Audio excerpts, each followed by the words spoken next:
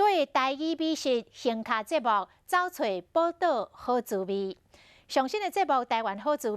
由金曲奖的台语歌王洪山良来主持，带领观众就山落海，亲入宝岛，感受上在地好滋味。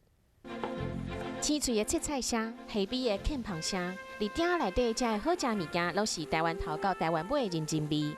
四个食好料的节目《台湾好滋味》，甲优雅台语结合足侪宝岛美食，由金曲奖台语歌王洪山良主持，带你去看一个台湾三宝一个档啊5宝一间餐厅的好滋味。开播记者会，沿道顶悬拢是着实实在做出来的新鲜料理，大家伫食的同时，嘛感受到这块土地的温情。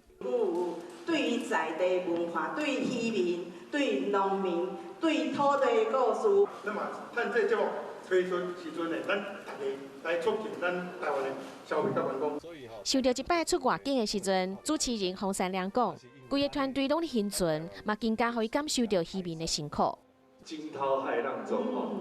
把节目完成。透过这部，咱嘛了解讲，足侪人咱台湾人拍拼的精神真正无简单。